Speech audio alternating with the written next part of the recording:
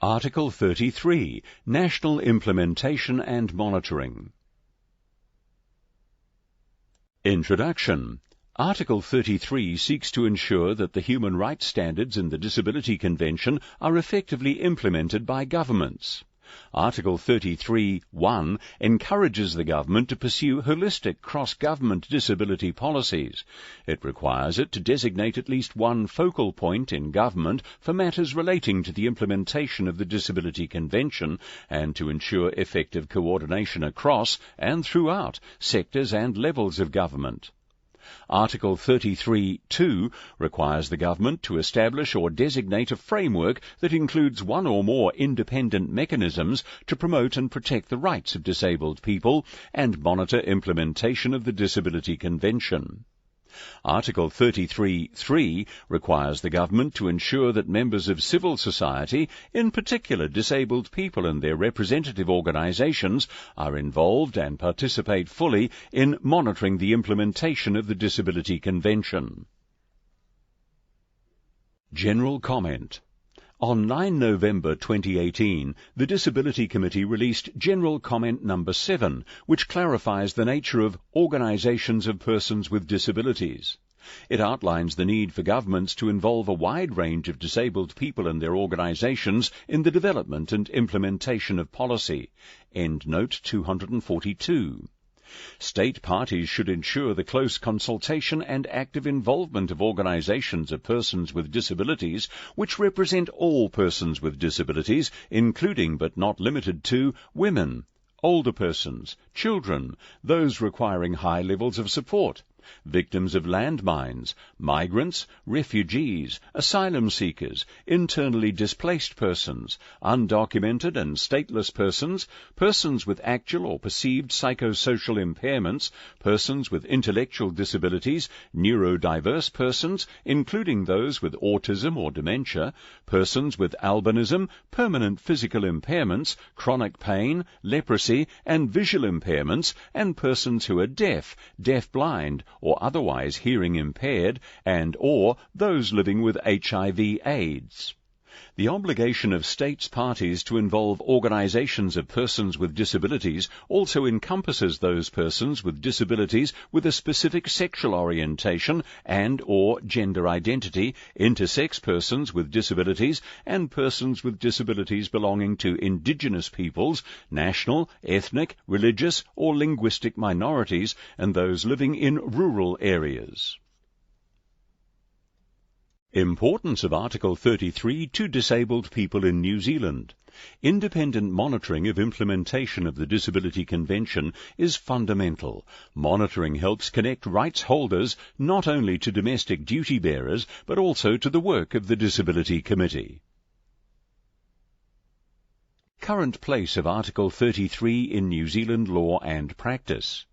In New Zealand, Article 33(1) is given effect to by the Office of Disability Issues, which acts as the focal point for government and coordinates the development and delivery of the New Zealand Disability Strategy and the Disability Action Plan, and also coordinates the Ministerial Leadership Group on Disability Issues. The IMM has the monitoring mandate in New Zealand under Article 33(2) of the Disability Committee, a role it was designated by Cabinet in 2010.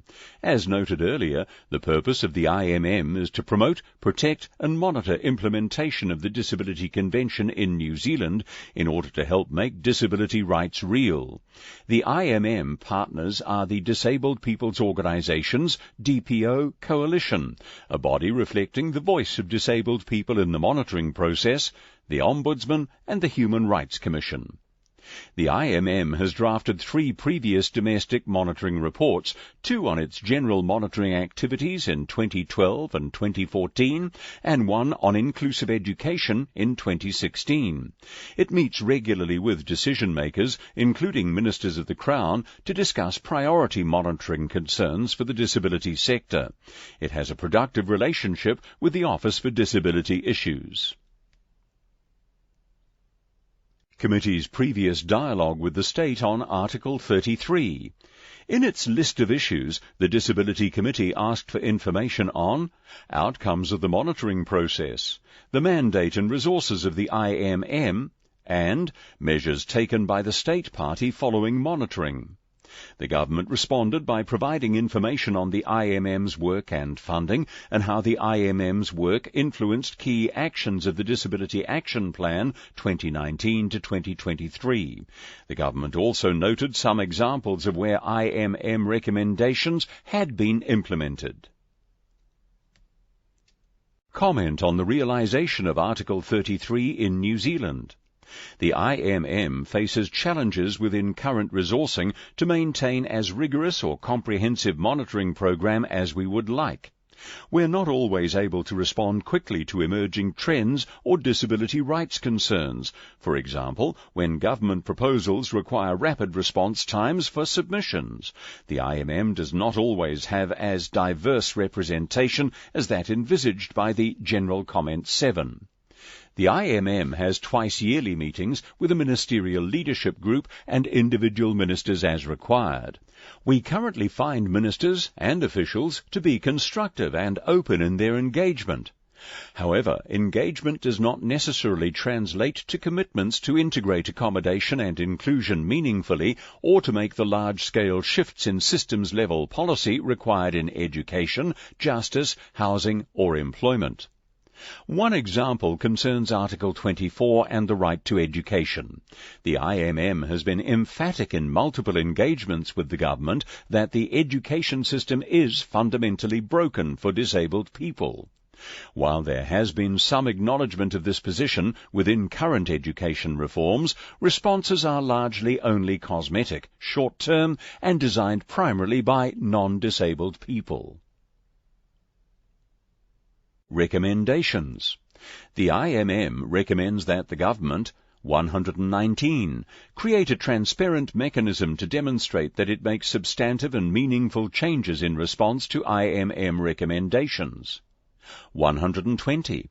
Work with the IMM to explore how to formalize increased diversity to reflect the groups detailed in General Comment 7. Endnote 243.